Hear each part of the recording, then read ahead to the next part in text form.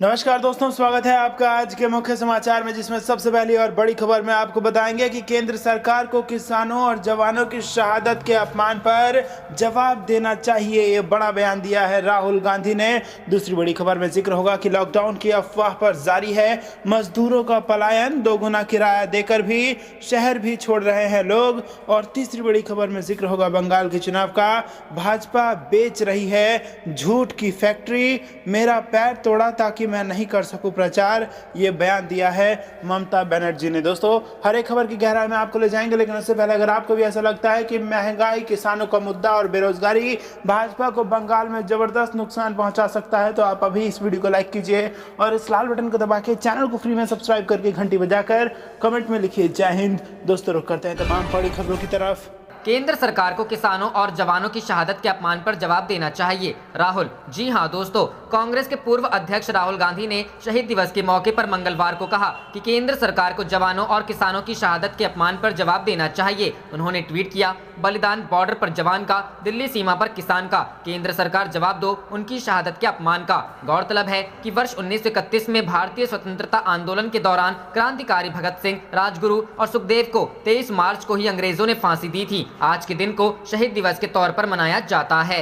रुख करते हैं अगली खबर की तरफ। लॉकडाउन की अफवाह पर जारी है मजदूरों का पलायन, दोगुना किराया देकर भी शहर भी छोड़ रहे लोग। जी हां दोस्तों, गुजरात के सूरत शहर में रह रहे प्रवासी मजदूरों को बढ़ते कोरोना के मामलों के साथ लॉकडाउन का डर फिर से सताने लगा है। ऐसे में अफवाह व एक बार फिर से अपने घरों तक पहुंचने की आस में मजदूर दोगुना किराया देकर अपने घरों की तरफ निकल रहे हैं। हालांकि महानगर पालिका और कई अन्य संगठनों ने प्रवासियों को समझाने की कोशिश की है कि लॉकडाउन लगने की केवल अफवाह मात्र है, लेकिन कोई भी मानने को तैयार नहीं है। आपको बता दें कि पिछले कुछ दिनों से सूरत के अलग अलग हिस्सों से मजदूरों का पलायन जारी है। लोगों में लॉकडाउन का डर इस कदर हावी हो गया है कि लोग मनमाने ढंग से ऐंठे जा रहे ज्यादा किराए के साथ भी बस सफर कर रहे हैं। इसी के चलते कल खटोदरा पुलिस ने कुछ ट्रैवल एजेंट्स व बस कंपनी संचालकों को हिरासत में लिया था। पुलिस को आशंका थी कि इन्हीं लोगों ने मोटा मुनाफा कमाने के फेर में शहर भर में लॉकडाउन लगने की अफवाह फैलाई है। वहीं बस संचालकों का कहना है कि इन्होंने लोगों को बहकाया नहीं है, बल्कि लोग खुद उनसे टिकट लेने के लिए आ रहे हैं। ऐसे में प्रशासन, नेता व कई संगठन मजदूरों को रोकने का प्रयास कर रहे हैं,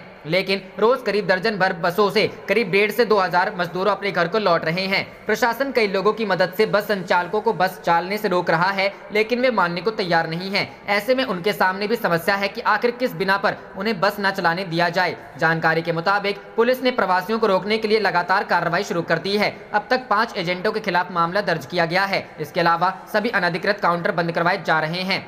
पुलिस खुद लोगों के बीच जाकर अनाउंस कर रही है कि अफवाह पर ध्यान ना दे, लॉकडाउन नहीं लगेगा, विशेष तौर पर ऐसी जगहों पर जहां श्रमिकों की संख्या ज्यादा है। इसके अलावा सीपी अजय तोमर और प्रशासन ने भी लोगों से अपील की है कि लॉकडाउन की बात केवल अफवाह है, कोई कहीं नहीं जाए। बता दें कि कोरोना के बढ़ते मामलों के चलते गुजरात सरकार ने अहमदाबाद, सूरत, वडोदरा और राजकोट जैसे शहरों में नाइट कर्फ्यू का ऐलान किया है। इसके अलावा कुछ पाबंदियां भी लगाई गई हैं ताकि कोरोना के बढ़ते मामलों को रोका जा सके। बता दें कि गुजरात में हर दिन करीब 1,000 से ज्यादा नए कोरोना केस सामने आ रहे हैं। रुख करते हैं अगली खबर की तरफ। बंगाल इलेक्शन, बीजेपी बेच रही है झूठ की फैक्ट्री, मेरा पैर तोड़ा ताकि मैं नहीं कर सकूं प्रचार, बोली ममता बनर्जी। जी हां दोस्तों, टीएमसी सुप्रीमो और पश्चिम बंगाल की सीएम ममता बनर्जी ने मंगलवार को बीजेपी पर झूठ की फैक्ट्री बेचने का आरोप लगाते हुए कहा कि बीजेपी वालों मुझे चुनाव प्रचार करने से रोकने के लिए मेरा पैर तोड़ दिया ताकि मैं चुनाव प्रचार करने के लिए राज्य के सभी विधानसभा क्षेत्रों और जिलों में नहीं जा सकूं। पुरुलिया में प्रचार के दौरान ममता बनर्जी ने कहा कि बीजेपी बंगाल में लोगों से लंबे चौड़े वादे कर रही है, लेकिन भगवा पार्टी असम और त्रिपुरा में विधानसभा चुनावों के लिए अपने घोषणा पत्र में किए गए वादों को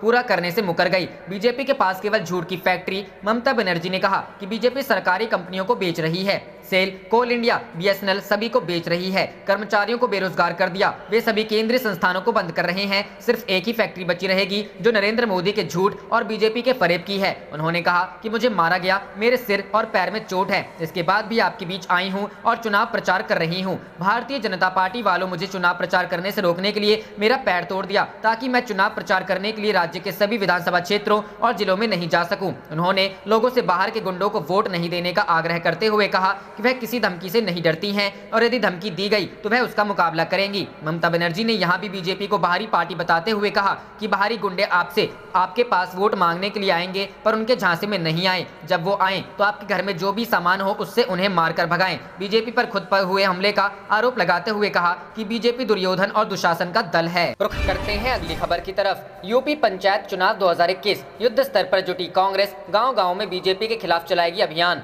जी हां दोस्तों, उत्तर प्रदेश में पंचायत चुनाव को लेकर तैयारियां जोरों पर है। 2022 विधानसभा चुनाव से पहले कांग्रेस के पक्ष में माहौल बनाने के लिए आगामी पंचायत चुनाव की युद्ध स्तर पर तैयारियां करती नजर आ रही हैं। कांग्रेस महासचिव प्रियंका गांधी के नेतृत्व में किसान बिरादरी में शामिल हिंदू, मुस्लिम, जाट, गुज्जर और सिख जैसे किसान बिरादरियों को साधने के लिए केंद्र के नए कृषि कानूनों का विरोध और किसानों का खुला समर्थन करेगी। कांग्रेस पश्चिमी यूपी में किसानों के समर्थन में लगातार किसान पंचायतें कर रही है, बल्कि इस दौरान अपने सॉफ्ट हिंदुत्व के एजेंडे के तहत मठ मंदिरों में दर्शन पूजन कर यूपी की ओबीसी और दलितों को भी साधने का प्रयास करते हुए पहली बार हर गांव में अपनी पैठ बनाने के लिए पंचायत चुनाव भी लड़ने जा रही हैं। उधर कांग्रेस के प्रदेश अध्यक्ष अजय कुमार लल्लू समेत कांग्रेस के दिग्गज नेता प्रदेश में ताबड़तोड़ बैठकें कर कांग्रेस प्रत्याशियों के चयन और उन्हें जिताने की रणनीति बनाते नजर आ रहे हैं। न्यूज 18 से बात करते हुए अजय कुमार लल्लू बताते हैं, पंचायत चुनाव हम अपने सभी मौजूदा एवं पूर्व विधायकों, मंत्रियों के साथ पूर्व केंद्रीय मंत्रियों और सांसदों समेत अन्य वरिष्ठ नेताओं के नेतृत्व में मजबूती के साथ लड़ेंगे। कांग्रेस जिला पंचायत सदस्य के पद पर अपने स्थानीय चर्चित एवं लोकप्रिय नेताओं, कार्यकर्ताओं को चुनाव लड़ाएंगी।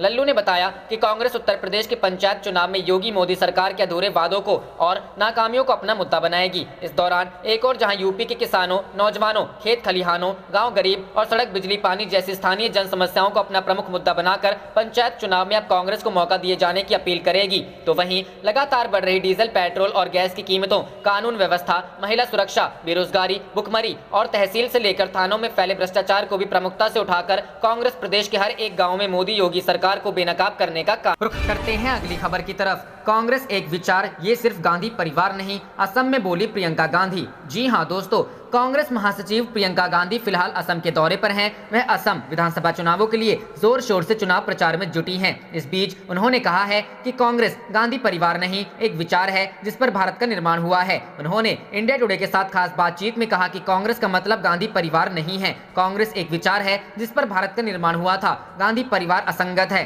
कांग्रेस एक विचार है जो जिंदा है और हमेशा जिंदा रहेगा। उन्होंने कहा असम चुनाव में कांग्रेस की जीत को लेकर वह काफी कॉन्फिडेंट हैं। इसकी वजह है लोग 5 साल पहले बीजेपी को एक मौका देना चाहते थे, लेकिन अब उन्होंने देख लिया है कि कांग्रेस ने उनके वादों को पूरा नहीं किया है। बीजेपी की ओर से कांग्रेस पर लगाए गए आरोप कि कांग्रेस हमेशा हिंदू मुस्लिम की राजनीति करती है का जवाब देते हुए प्रियंका गांधी ने कहा, भाजपा का पूरा प्रयास ध्रुवीकरण करना है और खासकर जब उनके पास खड़े होने के लिए कोई आधार नहीं है। इससे पहले प्रियंका गांधी वाड्रा ने रविवार को असम में प्रधानमंत्री नरेंद्र मोदी पर तीखा हमला करते हुए आरोप लगाया कि वो 22 साल की एक महिला के एक ट्वीट से दुखी हैं, लेकिन असम में आई बाढ़ से तबाह हुए लोगों के लिए नहीं। साथ ही पूछा कि जब यहाँ CAA का आंदोलन चला और असम में आग लगी तब प्रधानमंत्री जी को दुख क्यों नहीं हुआ और तब वो आपके सामने यहाँ क्यों नहीं आए। कांग्रेस महासचिव प्रियंका गांधी ने पूछा कि क्या प्रधानमंत्री किसी चाय के बागान में गए हैं, क्या वहाँ मेरी बहनों से मिले हैं, क्या जो मेरी बहनों की उंगलियों पर जो छाले हैं काम करते करते क्या उन्होंने देखे, क्या उनको दुख नहीं हुआ। साथ ही कहा कि जो उन्होंने वादा किया है कि मजदूरी 350 रुपए प्रतिदिन होगी वो आज तक नहीं मिली है। रुख करते हैं अगली खबर की तरफ। राकेश टिकैत का आह्वान, 26 मार्च को कर्नाटक बंद करें किसान। जी हां दोस्तों, केंद्र की मोदी सरकार की ओर से लाई गई 3 नए कृषि कानूनों के खिलाफ किसान आंदोलन कर रहे हैं। सरकार और किसानों के बीच 10 दौर से अधिक की बातचीत के बावजूद कोई नतीजा नहीं निकल पाया। किसान लगातार दिल्ली की सीमाओं पर धरना दे रहे हैं। किसानों ने कृषि कानूनों के खिलाफ 26 मार्च को भारत बंद का आह्वान किया है। किसान नेता राकेश टिकैत कर्नाटक पहुंचे हैं। राकेश टिकैत ने बेंगलुरु में किसानों से 26 मार्च को कर्नाटक बंद करने का आह्वान किया है। राकेश टिकैत ने कहा कि किसानों की ओर से अच्छी प्रतिक्रिया मिली है। उन्होंने कहा कि कर्नाटक के किसानों को भी न्यूनतम समर्थन मूल्य को लेकर समस्या है। किसान नेता राकेश टिकैत ने कहा कि लागू किए गए नए कानूनों को वापस लिया जाना जरूरी है। उन्होंने साथ ही यह भी कहा कि जब तक इस कानून को वापस नहीं लिया जाएगा तब तक आंदोलन जारी रहेगा। टिकैत ने कहा कि बेंगलुरु में आंदोलन का नया प्लेटफॉर्म तैयार किया जाएगा। उन्होंने इसे लेकर चर्चा करते हुए कहा कि यहाँ के जो लोग दिल्ली नहीं जा सकते वे यहीं आंदोलन करें, हम बेंगलुरु को ही दिल्ली बनाना है। टिकैत ने सरकार के साथ बातचीत को लेकर भी बात की। किसान नेता राकेश टिकैत ने साफ किया कि 22 जनवरी से लेकर अब तक किसानों की सरकार के साथ कोई बातचीत नहीं हुई है। उन्होंने कहा कि सरकार हमें कहीं मिले तो हम जरूर बात करेंगे। किसान नेता वहां भी जाएंगे। गौरतलब है कि राकेश टिकैत ने चुनाव वाले राज्यों में जाकर किसानों से बीजेपी के खिलाफ वोट करने की अपील करने का ऐलान कर रखा है। रुख करते हैं अगली खबर की तरफ। फिर खतरनाक होते जा रहे हालात, बढ़ रही पाबंदियां, अब यूपी में भी स्कूल बंद। जी हां दोस्तों, कोरोना वायरस के प्रसार से हालात फिर खतरनाक होते जा रहे हैं। महाराष्ट्र, पंजाब, कर्नाटक समेत 5 राज्यों ने भारत में संक्रमण को बेकाबू कर दिया है। इन राज्यों में ही अकेले 80% से अधिक नए मामले हैं। देश में पिछले 24 घंटे में कोरोना के 40,000 से अधिक नए मामले आने के बाद कुल पॉजिटिव मामलों की संख्या 1.16 करोड़ हो गई है। कोरोना मरीजों की बढ़ती संख्या को देखते हुए कई राज्य सरकारों ने नाइट कर्फ्यू लगा दिया है, जबकि कुल ने लॉकडाउन की घोषणा की है। इसके अलावा स्कूल में होने वाली ऑफलाइन क्लासेस को एहतियातन बंद कर दिया गया है। कहां लगा है लॉकडाउन और नाइट कर्फ्यू। कोरोना की रफ्तार को रोकने के लिए महाराष्ट्र सरकार ने नागपुर में 31 मार्च लॉकडाउन लगाया है। इसके अलावा पुणे, औरंगाबाद और अमरावती समेत कई जगहों पर नाइट कर्फ्यू लगा हुआ है। महाराष्ट्र के अलावा पंजाब, गुजरात में पाबंदियां लगाई गई हैं। गुजरात के अहमदाबाद, वडोदरा, सूरत और राजकोट में 31 मार्च तक नाइट कर्फ्यू है, जबकि पंजाब के लुधियाना, पटियाला, होशियारपुर, जालंधर और फतेहगढ़ साहिब सहित कई शहरों में रात 9 से सुबह 5 बजे तक नाइट कर्फ्यू है। कोरोना के मामले बढ़ते देखते हुए अन्य राज्यों की तरह उत्तर प्रदेश सरकार ने भी स्कूलों को बंद करने का फैसला लिया है। यूपी में कक्षा 1 से 8 तक के सभी निजी और सरकारी स्कूलों को बुधवार से 31 मार्च तक बंद करने का आदेश है। इसके साथ ही जुलूस, कार्यक्रम और सार्वजनिक समारोह के लिए अब प्रशासन की अनुमति जरूर कर दी गई है। इससे पहले महाराष्ट्र, गुजरात, मध्य प्रदेश, राजस्थान, छत्तीसगढ़, पंजाब और तमिलनाडु ने कोरोना के कारण स्कूलों को फिर से बंद कर दिया है। रुख करते हैं अगली खबर की तरफ। भाजपा प्रदेश अध्यक्ष को दिखाए काले झंडे, कार्यकर्ताओं को पीटा। जी हां दोस्तों, बिजनौर पहुंचे भाजपा प्रदेश अध्यक्ष स्वतंत्र देव सिंह को भाकियू कार्यकर्ताओं ने काले झंडे दिखाए। पुलिस ने रोका तो खूब धक्का मुक्की हुई। वहीं गांव जलालपुर में प्रदेश अध्यक्ष के स्वागत में खड़े भाजपा कार्यकर्ताओं ने भाकियू कार्यकर्ताओं से मारपीट की। पुलिस ने 5 आरोपियों को हिरासत में ले लिया। इसके विरोध में भाकियू ने थाने पर देर रात तक हंगामा किया। भाजपा प्रदेश अध्यक्ष स्वतंत्र देव सिंह सोमवार को बिजनौर में थे। उन्हें यहाँ कई योजनाओं का शुभारंभ और शिलान्यास करना था। शाम करीब 5 बजे स्वतंत्र देव का काफिला नगीना रोड बाईपास से गुजरा तो भाकियू कार्यकर्ताओं ने उन्हें काले झंडे दिखाए और नारेबाजी की। पुलिस ने रोकने का प्रयास किया तो पुलिस कर्मियों के साथ भी उनकी धक्का मुक्की हो गई। भाकियू का एक कार्यकर्ता स्वतंत्र देव सिंह की गाड़ी से टकरा गया। इस दौरान भाकियू युवा के प्रदेश अध्यक्ष दिगंबर सिंह, अतुल कुमार, जिलाध्यक्ष कुलदीप सिंह समेत तमाम नेता व कार्यकर्ता मौजूद थे। बाद में पुलिस ने 5 आरोपियों को पकड़ लिया और थाने में ले गई। इसके विरोध में भाकियू के कार्यकर्ता बड़ी संख्या में शहर कोतवाली पहुंचे और धरने पर बैठ गए। देर रात पुलिस ने 5 आरोपियों को थाने से छोड़ दिया। रुख करते हैं अगली खबर की तरफ। किसान आंदोलन, अब टिकरी बॉर्डर पर शेड के नीचे धरना देंगे किसान। जी हां दोस्तों, कृषि कानूनों के विरोध में 116 दिन से टिकरी बॉर्डर पर धरना दे रहे किसानों की तैयारियां तेज हो गई है।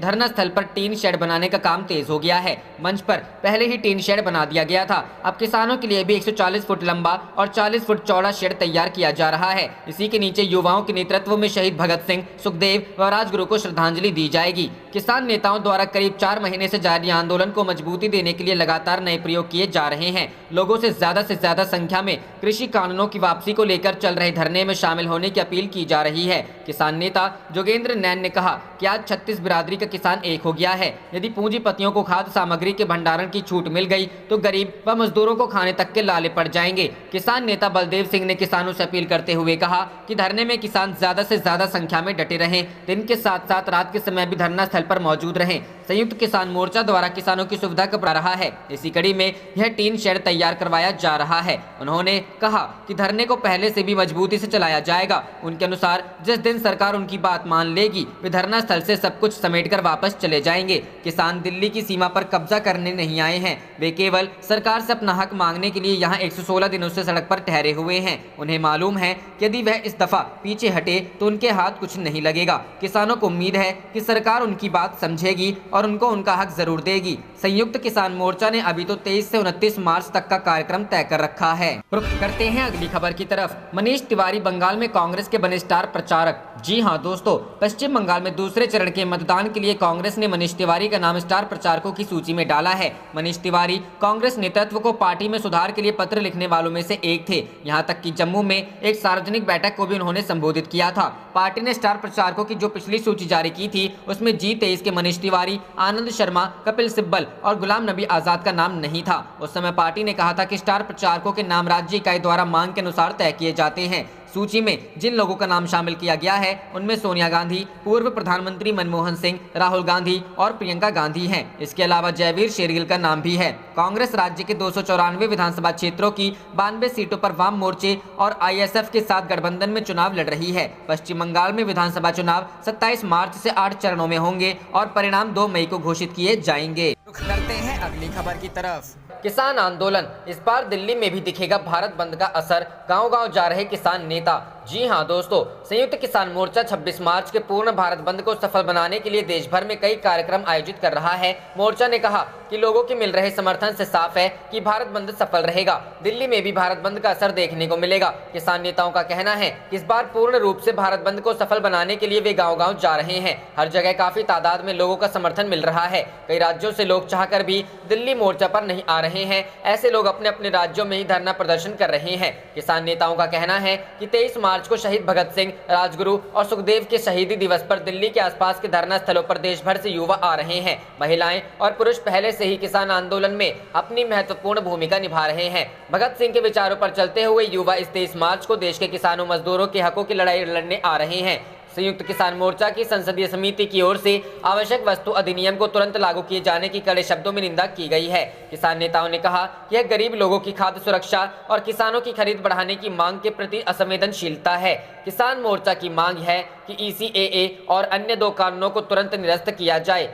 दक्षिण भारत में आंदोलन को तेज करने में जुटे कर्नाटक के शिमोगा में महापंचायत के बाद संयुक्त किसान मोर्चा के नेताओं ने रविवार को कई जगहों पर किसान नेताओं के साथ बैठक की। दक्षिण भारत में इस आंदोलन को तेज करने की रणनीति बनाई गई। इन बैठकों में मंडी तंत्र को मजबूत करने पर चर्चा हुई। रुख करते हैं अगली खबर की तरफ। असम इलेक्शंस 2021, असम के चुनावी सभा में बरसी प्रियंका, कहा माफिया की तरह काम कर रही है भाजपा। जी हां दोस्तों, असम विधानसभा चुनाव को लेकर सभा राजनीतिक पार्टियों ने अपनी पूरी ताकत झोंक दी है। कांग्रेस, बीजेपी समेत सभी राजनीतिक पार्टियों के नेता ताबड़तोड़ रैलियां कर रहे हैं। वहीं आज कांग्रेस नेता प्रियंका गांधी वाड्रा असम में एक के बाद एक रैलियों को संबोधित कर रही हैं। इन रैलियों में प्रियंका ने भाजपा पर जमकर हमला बोला। प्रियंका ने रैली को संबोधित करते हुए कहा कि भाजपा माफिया की तरह काम कर रही है, असम में सिंडिकेट चल रहा है। प्रियंका गांधी ने भाजपा पर आरोप लगाया कि उन्होंने प्रदेश की जनता को ठगा है, चाय बागान मजदूरों, युवाओं और आदिवासियों को धोखा दिया और CAA को लागू कर दिया। प्रियंका ने रैली में भाजपा को गलत बताते हुए कहा कि मोदी सरकार ने एयरपोर्ट को अपने अरबपति दोस्तों को सौंप दिया, किसानों की जमीनें चुरा ली और बीजेपी के बड़े दोस्तों के हाथों में सौंप दिया। वहीं प्रियंका ने सरकारी कंपनियों के निजीकरण का विरोध करते हुए कहा कि सरकार अपने दोस्त अरबपतियों को खुश करने के लिए सरकारी कंपनियों का निजीकरण कर रही है। आपको बता दें कि सोमवार को प्रियंका 4 रैलियों को संबोधित कर रही हैं। वहीं उन्होंने शंकरदेव गुर्जना की जन्मस्थली बोरदोबा का दौरा किया। प्रियंका ने इससे पहले जोरहाट, नजरिया में रैली की और बीजेपी पर जमकर बरसी। उन्होंने कहा कि बीजेपी असम में ध्रुवीकरण का प्रयास कर रही है। उन्होंने कहा कि कांग्रेस प्रदेश के विकास की पक्षधर है, वो असमिया लोगों का विकास चाहती है। सोमवार को उन्होंने सूरपाथर, कलियाबोर और बोरदोबा में जनसभाएं। रुख करते हैं अगली खबर की तरफ। केरल, पेट्रोल डीजल की बढ़ती कीमतों पर राहुल गांधी का हमला, सरकार चलाने के लिए जबरन वसूला जा रहा पैसा। जी हां दोस्तों, कांग्रेस नेता राहुल गांधी ने सोमवार को केंद्र में भाजपा की अगुवाई वाली मोदी सरकार पर ईंधन की बढ़ती कीमतों को लेकर एक बार फिर हमला बोला है। राहुल गांधी ने आरोप लगाया है कि केंद्र सरकार अपनी नाकाम कोशिशों और सरकार चलाने के लिए गरीब आदमी के जेब से जबरन पैसा निकाल रही है। राहुल गांधी ने यह बयान स्वायत्त महिला कॉलेज सेंट टेरेसा की छात्राओं के साथ बातचीत करने के दौरान दिया। उन्होंने अर्थव्यवस्था के पतन के लिए सरकार के कुप्रबंधन को जिम्मेदार ठहराया। विधानसभा चुनाव के लिए कांग्रेस का प्रचार करने केरल पहुंचा राहुल गांधी ने कहा कि समस्या कुछ और वक्त तक जारी रहेगी, क्योंकि कुप्रबंधन काफी ज्यादा और गहरा है। लोगों के हाथों में अधिक पैसा डालना संकट से बाहर निकलने का एकमात्र रास्ता है, लेकिन सरकार सुन नहीं रही है। वो तो बोलते हैं अधिक उत्पादन करो। उन्होंने आगे कहा, हमारा मानना है कि उपभोग शुरू करके अर्थव्यवस्था को फिर से शुरू किया जा सकता है। लोगों के पास पैसा आएगा तो वह उसे खर्च करेंगे और चीजों को खरीदना शुरू करेंगे। कांग्रेस नेता राहुल गांधी ने अंतर्राष्ट्रीय बाजार में कच्चे तेल की कीमतों में गिरावट के बावजूद ईंधन की बढ़ती कीमतों को लेकर मोदी सरकार पर सवाल दागा। उन्होंने कहा, नोटबंदी और GST के कारण अर्थव्यवस्था को बहुत क्षति पहुंची है, जो पहले ही कमजोर थी। इसके बाद कोरोना वायरस महामारी से देश की अर्थव्यवस्था पूरी तरह से ढह गई। सरकार के पास अब पैसा नहीं है क्योंकि अर्थव्यवस्था नहीं चल रही है। वे कर उत्पन्न करने में सक्षम नहीं है, वे धन उत्पन्न करने में सक्षम नहीं है। इसलिए पेट्रोल और डीजल से वे अब जबरन आपकी जेब से पैसा ले रहे हैं ताकि सरकार चलाई जा। रुख करते हैं अगली खबर की तरफ। महाराष्ट्र के किसानों ने शुरू किया हमारा प्याज हमारा दाम आंदोलन। जानिए क्या है मकसद। जी हां दोस्तों, कम दाम मिलने से परेशान महाराष्ट्र के प्याज उत्पादकों ने आंदोलन शुरू कर दिया है। इसका नाम हमारा प्याज हमारा दाम रखा गया है। इसके सबसे बड़े उत्पादक जिले नासिक की लासलगांव मंडी से इसकी शुरुआत की गई है। इसका मकसद किसानों को इसके लिए जागरूक करना है कि प्याज का दाम वो मिलकर खुद तय करें। अभी प्याज बाजार के हवाले है। जब किसान के खेत में फसल तैयार होती है तब इसका दाम गिरकर 1 से लेकर 5 से 7 रुपए तक आ जाता है। कभी कभी तो 70 से 75 पैसे किलो के रेट पर प्याज बेचनी पड़ती है। लेकिन वही प्याज जब व्यापारी खरीद लेता है तो 4-5 माह बाद उसका दाम आसमान पर होता है। यह 100 से 150 रुपए तक पहुंच जाता है। इससे किसान और उपभोक्ता दोनों को नुकसान उठाना पड़ता है। टीवी 9 डिजिटल से बातचीत में महाराष्ट्र कांदा उत्पादक संगठन के संस्थापक अध्यक्ष भारत दिघोले ने कहा, देश आज़ादी की 75वीं वर्षगांठ मनाने जा रहा है और अब तक प्याज उगाने वाले किसानों को इसका दाम तय करने का हक नहीं मिला है। आप देख रहे थे आपका अपना चैनल जय हिंद जय भारत।